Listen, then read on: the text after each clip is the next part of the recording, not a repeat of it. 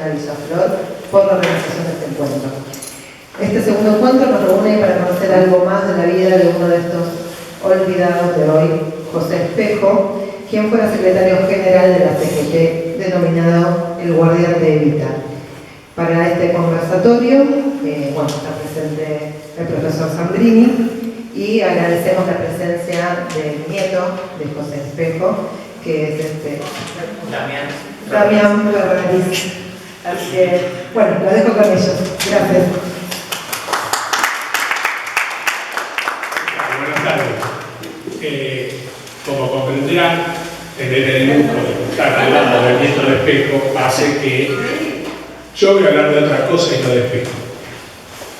De otro olvidado, que primero habla un poco de cuál era la óptica que tenía el peronismo en relación al movimiento obrero, ¿no? Ustedes saben que Perón consideraba que como había en las embajadas agregados militares, agregados culturales, tenía que haber agregados sindicales. Para ser agregado, había que hacer un curso de capacitación y tenía que ser refrendado por los compañeros a donde estaba este dirigente. Y yo me voy a referir al primer agregado, y esto a lo mejor, no creo, ¿no? Pero a lo mejor algún progresista se molesta. Los progresistas, Evita diría los voluntarios, entonces lo mismo. Yo me voy a referir al primer agregado sindical en la Unión Soviética, que era un señor que se llamaba Pedro Conde Magdaleno, del gremio de panaderos, con un origen anarcosindicalista. Ustedes saben que el sindicato panadero era anarquista, de ahí los nombres de las facturas, ¿no? Cañoncito, vigilante, media luna, bola de fraile, suspiro de monja, Miguelito, viene de esta impronta. Claro, Conde Magdaleno advierte cuando el Departamento Nacional de Trabajo pasa a ser la Secretaría de Trabajo y Previsión, todos los avances que se van dando de la legislación laboral y todas las conquistas obreras, todas las conquistas sociales, dadas desde la figura de Perón y también de la figura de Mercante, a quien nos referimos en el encuentro pasado. Hace el curso, es refrendado por los 10.000 afiliados del sindicato y va con una esperanza, con una ilusión a ver cómo eran las condiciones laborales, cómo estaban organizados los sindicatos en la ex Unión Soviética. La primera medida es: no existe el agregado sindical. Stalin dice no, es un agregado, no sindical. Claro, él ahí se encuentra con que no lo dejan visitar las fábricas, no puede advertir las condiciones de trabajo, ve que no hay sindicatos, ve que no hay una legislación obrera, ve una distancia abismal. Tengamos en cuenta que es la Rusia de posguerra, ¿no? Millones de muertos puso Rusia. Pero él lo que ve es una distancia entre las figuras del Politburó, cuya cúspide era Stalin, y la figura más temida era quien dirigía en ese momento la NKVD, que después es la KGB, que era Laurent Beria. Entonces se siente defraudado ante esta situación y le pone de traductor a dos españoles. Uno se llamaba Bazán y el otro Tuñón. Y estos españoles eran los chicos que la pasionaria Dolores de Ibáñez, del Partido Comunista Español, sacó de España y conformaron los que se llaman los Niños de Rusia. Los obligaron a renunciar a la nacionalidad española, pasando a ser de nacionalidad rusa y teniendo prohibido irse bajo pena de muerte, la amenaza de que si se iban era de pena de muerte. Y estos estaban desesperados que querían volver a España, por nostalgia, porque pensaban que podían volver a ver a los padres a lo mejor, para hacer una resistencia a Franco también. Pero claro, tenían prohibido salir. Entonces, Conde Magdaleno, él llega ya casado y con 3 hijas, ¿no? Le dice, bueno, yo a ustedes los voy a sacar en baúles diplomáticos. Es una historia de película esta. Prepara todo junto con un asistente de él para sacarlos hacia Finlandia, hacia Helsinki primero. El asistente de él, cuando van a subir al avión, no tiene ni despachar el equipaje iba con ellos, ¿no? Porque era diplomático, no tiene rublos, tiene dólares. Entonces no le aceptaban los dólares. Ahí se produce una demora.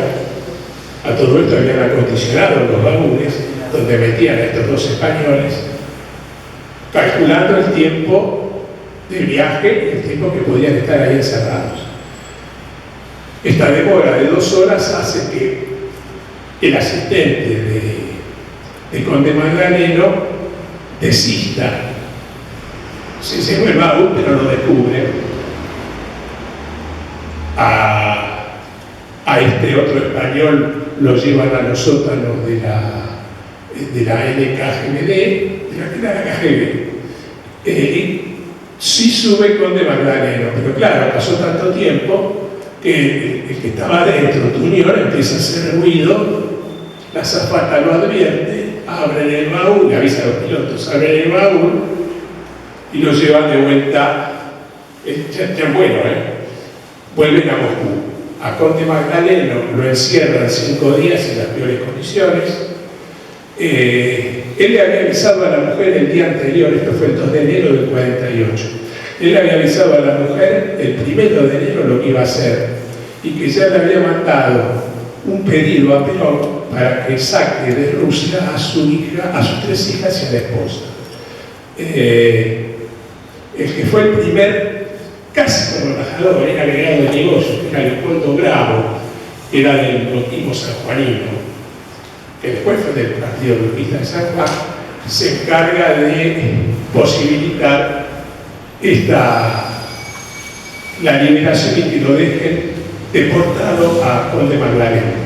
Conde Magdaleno vuelve a la Argentina y decide escribir un libro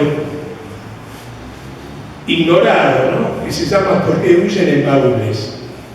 Es un libro que lo editó en el año 1951, porque él vuelve, se dedica a la actividad sindical, escribe el libro, tiene una entrevista con Perón, que cuenta todo lo que había sucedido, y el libro lo edita la editorial Nandubay. La editorial Nandubay era, fíjense la diferencia, ¿no?, del Servicio Penitenciario Federal, que como una forma de reinserción, lo que hablábamos del proyecto de Mercante, ¿no?, de la humanización de las cárceles, etc., editar este libro.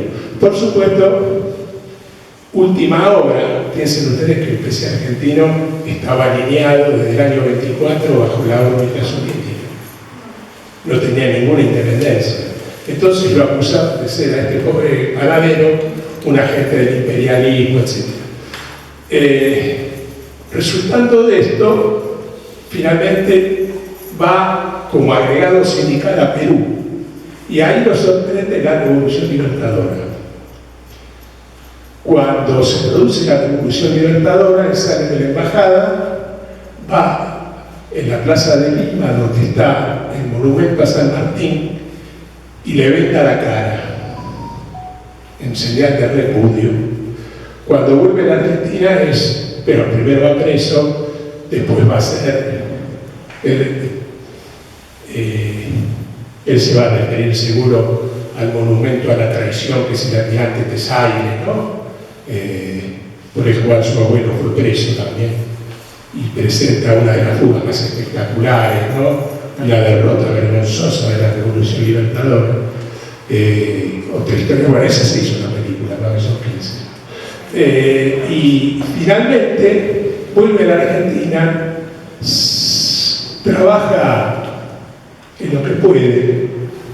Primero es colectivero, se va a vivir a una prefabricada en General Rodríguez con su familia, y finalmente cuando muere, exactamente en el año 1965, él había nacido en 1913, estaba armando una sociedad de fomento, General Rodríguez, de neto corte peronista.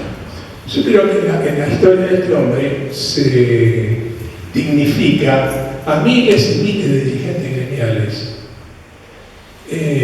muy lejos de los burócratas a los que estamos acostumbrados a ver, ¿no?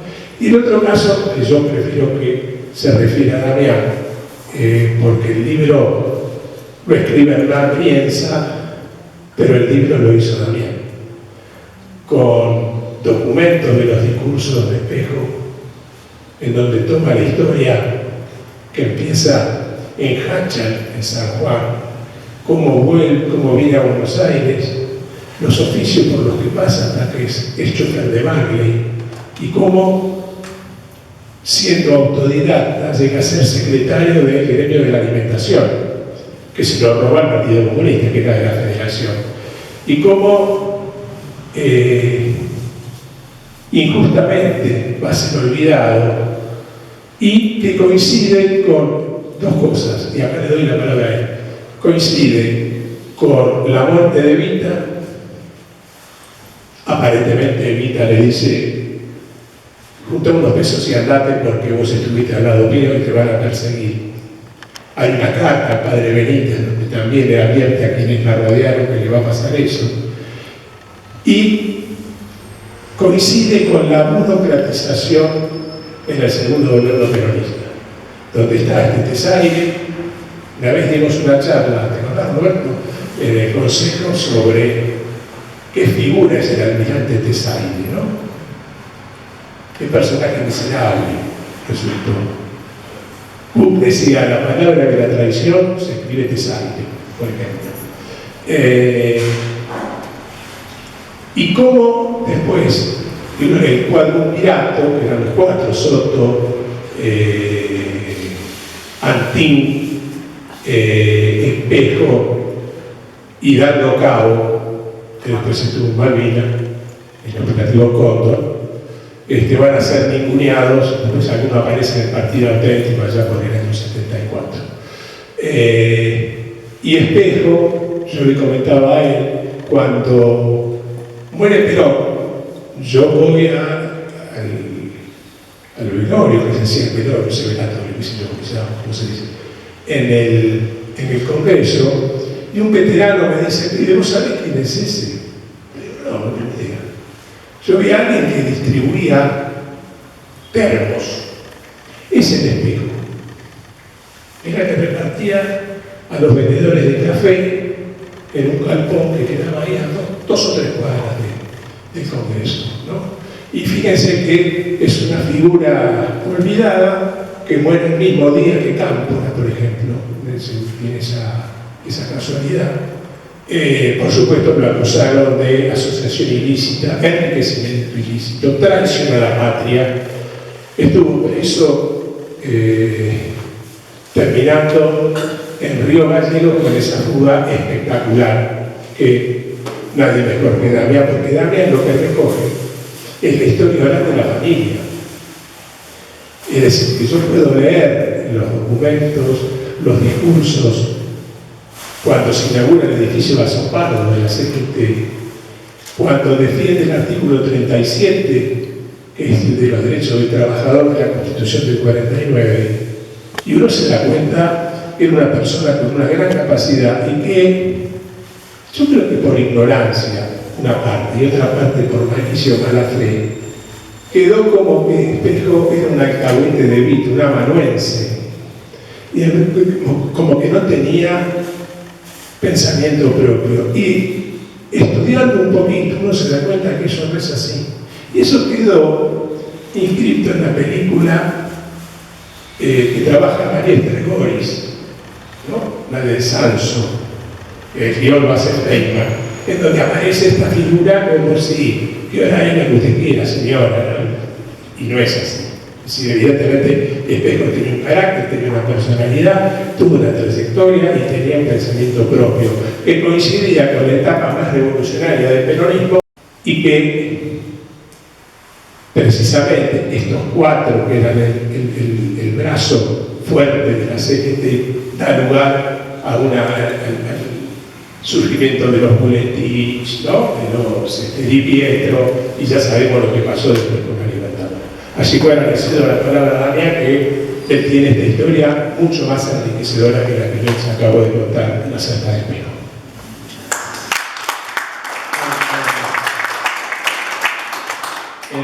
Esperaba venir, sentarme ahí y escuchar, pero bueno. No, es así. Me gusta saber otros puntos de vista. Pero bueno, primero agradezco esta oportunidad de estar acá. Y después, bueno, fue algo progresivo lo que me pasó en investigar la historia de mi abuelo. Yo creo que a todos un poco nos pasa eso, en algún momento queremos saber cómo nuestros padres se conocieron, cómo se conocieron nuestros abuelos, y hasta donde podamos, que haya alguien que se acuerde, saber nuestra historia, ¿no? Porque es parte de nuestra identidad. Bueno, yo viví con mi abuela hasta el 2008, que ya falleció, se llevaba bastantes años con mi abuelo. Entonces, siempre había una palabra sobre Vita, sobre el peronismo. Quizás yo no estaba en un 100% con las antenas preparado, pero sí me iban quedando, como a todos le quedan anécdotas de la familia, que también creo que cuando uno va creciendo las va atesorando más, ¿no? Siempre tuve la seguridad de que Eva Perón era una persona totalmente transparente y que estaba totalmente jugada para el bienestar de la gente. Eso ya era algo asegurado. Entonces, cuando escuchaba que hablaba mal de Evita, algo me incomodaba porque sabía que eso no era así, porque tenía la versión de mi abuela, que en ciertos momentos, como ella era más joven que mi abuelo, iba a buscar el consejo de Evita, y Evita, bueno, iba y lo cagaba pedos a mi abuelo, le decía, ¿qué estás haciendo, querido? No sé qué. Imagínate, mi abuela no solo era Eva Perón, su trascendencia política, sino que como humana era una persona impresionante, estaba en todos los detalles. Y bueno, a partir de que mi abuela no falleció, y después de un tiempo empecé como a querer saber un poco más de cómo es que está al lado de Evita, algo que me parecía normal. Pues sí, tu abuelo está al lado de Evita. Ah, mira, como que va pasando y llega a cierto momento, pero ¿por qué estaba al lado de Evita? ¿Qué era lo que lo llevaba a estar ahí en ese lugar? ¿Qué hicieron? Entonces empecé como a querer investigar toda mi familia, y me encontré con esta historia y con una persona que la verdad me sorprendió, más allá de yo saber que mi abuelo era honesto, que era una persona que no aceptaba ni un guiño de corrupción, que tenía historia de ir corriendo a pegarle a tipo por querer proponer a un negocio o algo fuera de la ley. Empecé a investigar y bueno, mi abuela, cuando había tenido una CB, le habían dicho que tenía que escribir porque le hacía bien a su mente. Entonces mi abuela descartó, yo le hago unas preguntas, cómo era tu vida cuando eras chica, qué sí, cuánto pasaste. Bueno, quedó ahí el cuaderno. Después de un tiempo ya mi abuela fallecida y yo con esto de querer saber un poco más, empiezo a encontrar la historia de cómo mi abuela conoce a mi abuelo en la puerta de la CGT, que mi abuela le va a pedir un trabajo porque la mamá de mi abuela conocía el custodio de Evita, y le dice, bueno, no de Evita, no de mi abuelo. Y bueno, se encuentran, mi abuelo no le da mucha bola, pero le dice, venite mañana que vas a hablar con la señora y vamos a ver si podemos conseguir un trabajo. Bueno, va el otro día, no estaba Evita, pero mi abuelo le dice, vos venís conmigo que vamos a hablar con el ministro de Trabajo. Una cosa así como, creo que sería impensado. Y le dice, vos decís que sos mi prima. Y no, decís todo que sí. Entonces va y le dice, mira, ella es mi prima, necesito un trabajo. Quédate tranquilo que no hay ningún problema, que le vamos a conseguir algo. Bueno, lo que yo pienso es que se tuvo que pasar por su prima, siendo el secretario general de la CGT, decirle una pequeña mentira al ministro de Trabajo para conseguir un trabajo. O sea, me parecen cosas muy simples. Bueno, empiezan a salir, después de un tiempo mi abuelo le propone a mi abuela la propuesta del casamiento, que como todos, creo que los que se han casado, la propuesta venía a ser, ¿te querés casar conmigo? ¿No? ¿Querés ser mi esposa, mi esposa? Bueno, la propuesta de casamiento de mi abuelo es, la señora quiere que me case. Y luego decía, ¿querés? Sí, sí. ¿Qué vas a decir? No, Evita quiere que te case. Vamos, nos casamos, ya está. Bueno, a partir de eso, la historia familiar, donde bueno, veo la trascendencia de Evita en mi familia, ¿no? No sé si Evita no hubiese dicho que te tenés que casar, mi abuelo capaz que seguía un tiempo más soltero, y yo no existía. Bueno, después empiezo como a meterme un poco en la trascendencia política, en cómo llega a la CGT. Él en realidad era delegado de Barley, del sindicato de alimentación, que es un sindicato paralelo al que había, que se crea en el 39, y Raúl Costa es el secretario general. Ahí empiezan como a tener buena onda, mi abuelo con el secretario general, y Evita estaba muy presente. No era como es ahora que los dirigentes son inalcanzables y si los querés alcanzar tenés que ir a un country a tocarles o llamar por ellos. Era muy accesible, estaba mucho con los sindicalistas, y llega un momento que necesitan una figura nueva, alguien que no tenga tantos frenos como quizás tenían los dirigentes de la vieja guardia, como se dice, y entra mi abuelo. El motivo desconocido, pero supongo que es por ver a una persona capaz que podía estar en ese lugar, ¿no? Cuando mi abuelo entra a la CGT, hay una primera decisión, que es la de unificar las confederaciones, porque en ese momento había muchas confederaciones, marítimas, empleados, y él viene con la idea, le dice a Perón que hay un problema que hubo en México en la Revolución Mexicana, cuando tuvo que resistir el embate oligárquico, no pudo porque tenían 11 centrales y tenían que unificar la CGT para que en un momento seguro que ya tenían claro que en algún momento algo iba a pasar, porque pasa cuando el pueblo empieza a gobernar, que buscan todos los métodos para sacarlo. Entonces toma estas decisiones en la CGT con Perón, y empiezan también a incorporar a Evita dentro de todas las reuniones. Y Evita es parte de la CGT. Yo a veces trato de... porque muchos dicen que Evita era el puente entre la CGT y Perón. Para mí Evita era parte de la CGT. Ella misma se declara CGTista y empiezan a tener ciertas medidas que hoy en día siguen vigentes, como cambiar los sindicatos de oficios por industriales, bueno, un montón de medidas. Esto de también incorporar a los obreros, como contaban recién, de los aliados obreros, también es una idea de la Revolución Mexicana, que son los primeros aliados que salen de México. Para los que dicen, no, porque Perón está inspirado en Italia, en el fascismo, y de la Revolución Mexicana, ¿qué me contás?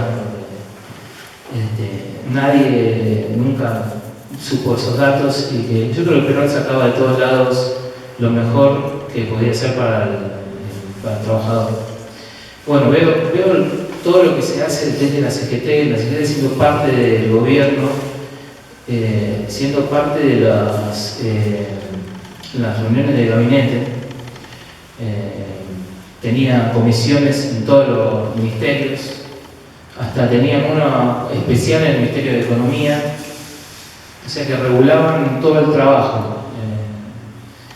La verdad que yo me voy enterando de esto y me parece algo totalmente desconocido, y a la vez empiezo a entender por qué los sindicatos después fueron tan potentes, que hoy, más allá de que están, ¿cómo puedo decirlo? Complicado. Burocratizados, siguen teniendo poder y siguen siendo, aunque no representen un 100%, el lugar donde el peronismo tiene su lugar de combate. Falta mucho, pero bueno, yo creo que también habría que revisar un poco también esta historia, como para tomar en cuenta cuál fue el papel de los obreros, de la CGT. Esto de también, cuando mi abuelo, bueno, hay un dato que me gusta, que siempre lo digo, que en un discurso mi abuelo cuenta que en el año 49 ya los obreros habían ganado a su salario un 73%. Cosa que me pareció impresionante, porque nosotros festejamos un 2% empatado, un -1, habían ganado 73%, y además compitiendo en la inflación, que la inflación en ese momento era porque la gente empezaba a tener acceso a un montón de cosas. Entonces, bueno, lo que pasa cuando hay demanda, ¿no? Un montón de datos que me fueron llevando a querer hacer un libro, dejar esta historia que no quede olvidada, ¿no? Ahí que fue cuando conocí a Brienza, y él también me arengó a seguir investigando. Ahí cuando veo el tema de la CGT también, cuando está la propuesta de que Evita sea vicepresidenta también, se junta ahí. Hay como un cortocircuito entre Perón y Evita y la CGT, que también me pareció interesante por el tema de cómo gobernaba Perón, tratando de equilibrar de todos lados. A veces cuando hablamos de este tema con Hernández, me dice que Perón tenía razón, y yo digo que para mí tenía razón Evita y mi abuelo, que ese fue el momento donde quizás nos teníamos que haber hecho más fuertes, pero bueno, yo no soy presidente, no soy Perón, pero creía en la palabra de mi abuelo y de Evita, que ellos sabían bien todo el movimiento peronista, o sea, ellos sabían bien quién estaba al lado de Perón, por eso también hubo conflictos también, porque había gente que mi abuelo y Evita veían que no eran buenos para el peronismo, cosa que siempre pasó, que convivimos con nuestros propios enemigos, ¿no? De hecho, hace poquito encontré una revista, porque siempre uno va buscando, ¿viste? Y al final te aparece algo, y para mí es como donde Evita le pide a varios ministros que le juren que cuando ella no estaba, echen a Méndez San Martín del Ministerio de Educación, y que se lo pide a todos los ministros, todos los importantes, pero que el único que se anima a decírselo es mi abuelo, que le dice a Perón esto, esta persona tiene que estar, yo quiero cumplir con lo que me pidió Evita, y Perón le dice que es tranquilo, que yo sé elegir bien a mi gente, no se preocupe. Bueno, después le hacen una silbatina a mi abuelo el 17 de octubre del 52, y ahí deja el cargo. Lo que pasa después es que cuando Perón cae el gobierno, Perón le dice a Renzi: fíjese lo que me hizo este hombre, tanto daño me hizo Méndez San Martín, y como era el que le había dicho mi abuelo, ojo con este, y el que Evita sabía que iba a generar problemas en la CGT. Al final, esto de tener problemas internos no es nada nuevo. Y hay que aprender a convivir con eso. Yo cuando digo que dentro del movimiento peronista había antibetistas, la gente me mira como diciendo este tomó. Pero fue así, la gente que estaba al lado de Evita fue desplazada en el 52 y yo creo que eso también debilitó bastante al partido. Pero bueno, nada, pasó. Después en el 55 a mi abuelo lo vienen a buscar, lo meten preso, a pesar de que él ya hacía 12 años que no estaba en la CGT. Él se va de la CGT y se compra un camión y empieza a repartir vino, a trabajar. Yo me parece loquísimo porque no me imagino un dirigente de la CGT comprándose un camión y no me imagino haciendo ningún trabajo forzoso. Vos decís que Andrés Rodríguez no lo haría. Sigue la lista. Pero hoy en día es muy distinto, lamentablemente. Creo que en este caso sí es una figura para interpelar un poco lo que está pasando dentro del peronismo, ¿no? Saber que uno tiene una función un tiempo y después cuando ya no cumple, no tiene efecto o no tiene trascendencia lo que dice, se puede retirar y decir, bueno, acá está mi trabajo, ¿no? Y no querer eternizarse en un cargo. Pero bueno, más allá de eso, a mi abuelo lo meten preso en el 55, varios años, hasta el 57 lo mandan a Río Gallegos. A mi abuela lo dejan que lo pueda ver media hora nada más, y en Río Gallegos. Muy bueno las señoras en Aramburu.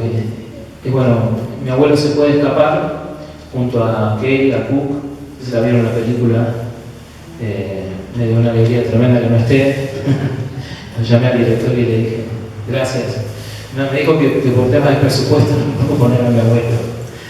Pero bueno, fue el que organizó la fuga junto a Jorge Antonio. Yo creo que ellos dos, junto con Kelly, son los más importantes. De la fuga hay un montón de versiones, así que puede haber directores que hagan la película que quieran, porque hay de que se escaparon, de que amenazaron a uno, de que se fueron por la montaña, de que fueron por un auto, de que fueron con 2 autos con un caballo. Hay 1000 versiones y yo creo que lo que hace Jorge Antonio es decir, esto es una fuga de película, como para que los gorilas digan, ¿qué hicieron estos tipos? Mirá la maravilla que hicieron, y seguramente se deben haber ido con el auto derecho por la ruta y chao, pasaron y ya está.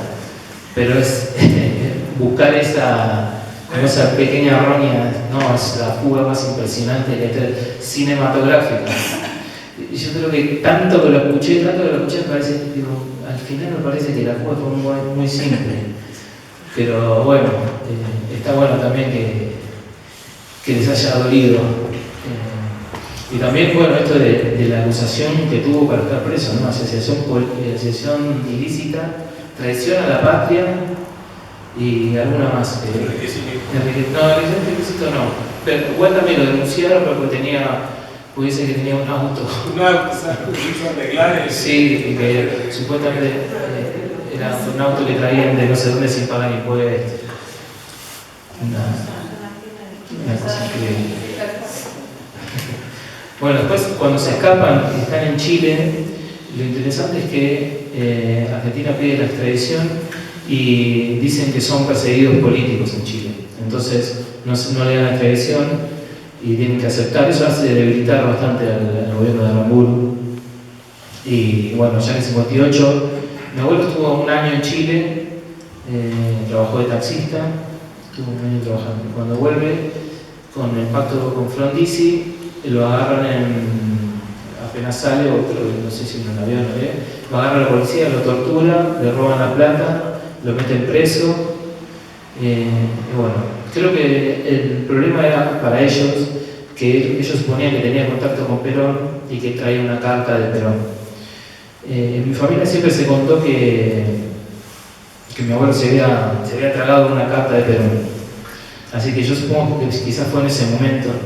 No sé qué directivas tenían, pero siempre estaban como organizando la resistencia. Pero bueno, estuvo preso, lo soltaron Después empezó a trabajar de reparto de galletitas, lo echaron. Empezó a trabajar de reparto de vino, lo echaron. Cada vez que descubrían quién era el que había hecho, lo echaban. No lo dejaban trabajar. De alguna manera le hicieron pagar. Bueno, obviamente no podía ocupar ningún cargo dentro del sindicalismo ni nada por el estilo, estaba proscripto también. Una imaginación, siempre lo mismo hace. Y bueno, después él logra tener una concesión para hacer café para los vendedores ambulantes. Él en un localcito con 4 ollas grandes hace el café, lo reparte a los vendedores en los termos y con eso logra recuperarse y más o menos encaminar su vida económica, digamos. La política siempre estuvo, aunque me están llegando como datos, hace poco hablé con alguien que tenía contacto con Dardo Cabo, que me dijo que le iba a consultar mucho a mi abuelo. Supongo que, bueno, Waldo Caleo también me dijo que lo iban a consultar, que no quería meterse porque siempre corrió peligro su vida, o sea, salvo los años que tuvo Perón, después siempre tuvo problemas por haber sido quien fue, ¿no? Y eso para mi familia fue un sufrimiento, no fue lo mismo que para ellos vivir la vida sabiendo que el peligro que corría si se llevaba a meter en algún cargo político. Pero para mí es una historia muy rica y que me emociona, la verdad, ver a mi abuelo al lado de Evita, ver a Evita sabiendo que era la amiga o la persona buena que le ayudaba a mi abuela, que era sensible, que era una persona muy simple en sus gustos, que comía cosas simples, que lo único que le interesaba era hacer feliz a la gente, a los trabajadores. Esto de llamar a mi abuelo a las 2 de la mañana, che, venite que tenemos que solucionar un problema, levantarse y a las 8 de la mañana, 6 de la mañana seguir trabajando y trabajando, más allá de todo lo que hizo políticamente, que a veces no se conocen los convenios que hizo Evita, las huelgas que hizo, bueno, la huelga tan famosa que hizo que se levantara ella, iba a las 2 de la mañana a hablar con los compañeros, muchachos, y los terminaba convenciendo. Esa trascendencia política que no es tan conocida por Evita, porque es más conocida la parte social de ella, pero yo creo que la parte política de Evita es importantísima y es algo a destacar y a estudiar para los historiadores que estén. Bueno, yo también estoy en ese camino, pero no solo fue una persona con una humanidad terrible, sino que políticamente fue una persona muy importante, y yo creo que Perón con Evita es una cosa y Perón solo lamentablemente es otra. Pero bueno, a lo que voy, que me parece que está bueno recordar estos ejemplos, no solo mi abuelo, ¿no? Porque hablando con Vicky Cabo, que es la hija de Armando Cabo, que era también de uno de los secretarios adjuntos de la CGT, ellos también pasaron por todas estas cosas, hasta el impedimento de poder trabajar. Armando Cabo creo que trabajó en una pizzería un tiempo, hacían lo que podían, y el castigo por haber hecho feliz a la gente, por haberle dado una casa a la gente, por haberle dado un trabajo, por haber dejado que la gente pueda soñar con una vida mejor. Eso la verdad me parece algo para destacar. Y bueno, para terminar, mi aporte fue haber investigado para hacer el libro de mi abuelo, donde están todos estos ejemplos, que creo que también es bueno para la historia del peronismo, para los dirigentes, saber quiénes fueron los protagonistas en ese momento, qué códigos tenían, qué políticas usaban, cómo se manejaban con la gente. Creo que hay que volver un poco a eso, ¿no? Son otros tiempos obviamente, pero volver a que si te querés dedicar a la política es para hacerle un bien a la gente, y hasta cuando des lo tuyo, y si no, después, bueno, hacer otra cosa. Creo que hasta ahí es lo que me motivó a seguir en este camino, saber tratar de conocer bien la historia de mi abuelo y lo que pasó con el peronismo. Bueno, les agradezco a todos.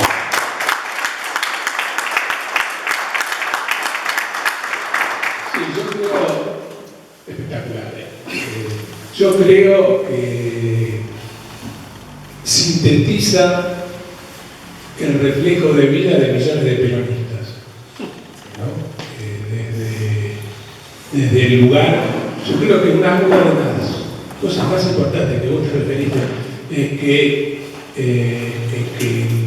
haya un sindicato por rama y por actividad que posibilitó que se sancionase, que tu abuelo tuvo mucho que ver, la 14250, que era la ley de paritarias, tiene que ver con esa idea de romper esa atomización cuando estaba la CGT número 1, número 2, las federaciones, etc. Y que eso fue algo, por eso se decía que era la columna vertebral. Después, por supuesto, Bernard Shaw decía, es fácil ser honesto cuando no se tuvo la oportunidad de decir otra cosa. Después sí, bueno, hubo muchos dirigentes penales, ya lo sabemos, los conocemos, los tenemos identificados, pero no es casual que la mayor parte de los desaparecidos de la última dictadura eclesiástico-cívico-militar hayan sido delegados de base. Eso ya habla por sí solo de la importancia de lo que tiene que ver con el movimiento obrero. Y yo creo que el ejemplo de este conde Magdaleno, este panadero, que el libro se dedicó a peronizar, a rescatar su historia de vida y proyectar lo que sería la importancia de los agregados sindicales. Y como desde un lugar, por supuesto, menor, el Espejo, termina en una prefabricada General Rodríguez. Y Espejo fue torturado y termina justamente calumniado, vilipendiado, silenciado, ignorado, y termina como un, digamos, mayorista de café, ¿no? En esa distribución. Yo creo que son rescatar esta figura. Yo le contaba a él del Espejo, hay un artículo en un libro que se llama La Segunda Línea, muy buen libro, pero lamentablemente el que escribió por Espejo, acerca de Espejo, le faltaba un poco de depilación. Era un gorila. Entonces cuando yo lo leí, solo sentí desprecio. Hay un artículo en toda esa historia, en un número aceptable. Y yo creo que el libro que hizo él comienza, ahí sí ya aparece la figura y la relevancia de alguien que es uno de los, que decía yo, de los silenciados, ¿no? Y que tanta importancia tuvieron dentro de la historia del peronismo y sobre todo como uno de los guardianes y alfiles de Vita. Yo creo que ese cuadrumvirato, esas 4 personas, de alguna manera sintetizaban la potencia revolucionaria que tuvo el peronismo del 46 al 52. En el 52 ya aparece Méndez San Martín. Méndez San Martín es el que lo embarca a Perón en el conflicto con la Iglesia, por ejemplo. Es Méndez San Martín. Tesaire es otro que después ya vimos cómo, de qué manera lo traiciona. Y son los que organizan la silbatina de ese 17 de octubre, que repartieron silbatos objetivamente. Entonces cuando Espejo hablaba, silbaba. Entonces parece que Perón le dijo, Espejito, te tenés que ir. Evidentemente, yo les pido que si ustedes puedan ver la película de Fabio, Sinfonía de un Sentimiento, se detengan en la parte del renunciamiento y vean varias veces las secuencias, lo que reflejan las caras. La cara de Vita, la cara de Espejo, la cara de Cabo, la cara de Perón. Yo creo que ahí se sintetiza, vos decís, que parece un drama de Shakespeare, y parece un drama de Shakespeare esas expresiones. El audio también. El audio también, claro, ¿no? Y hasta que el 31 ella decide. Ahí yo creo que también hay algo que Perón sabía, porque días antes le dijeron que ya tenía cáncer y que no le quedaba mucho tiempo de vida. En el libro también está muy bien acotado eso. La madre de Evita tuvo lo mismo que ella y se operó 2 años antes y vivió hasta los 71 años. Es decir, si Evita es contrafáctico, ¿no? Nadie se muere las vísperas, pero evidentemente esta idea de que es una apendicitis, no, yo no puedo, me estoy tomando la vida, tengo que seguir. Bueno, yo creo que eso Perón lo sabía y también tenía que ver, por supuesto, más los factores de poder que no querían que Evita fuese vicepresidente. Así que, no sé si lo podré poner, es un audio muy cortito que habla de Evita y otro que habla de... No, lo puedo poner con el micrófono, si no acá. ¿Sí? Dale. A ver. Esto todo en vivo, improvisando. No hay problema. Son 2. Un audio de Evita y uno de mi abuelo despidiendo a Evita. Es muy cortito.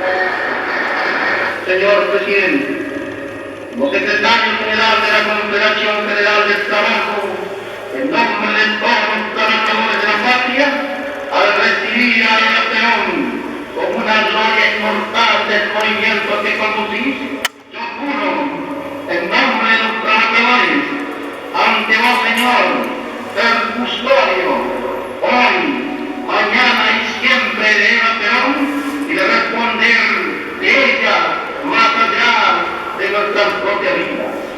Inmortal compañera de todo momento, serás por siempre nuestra guía.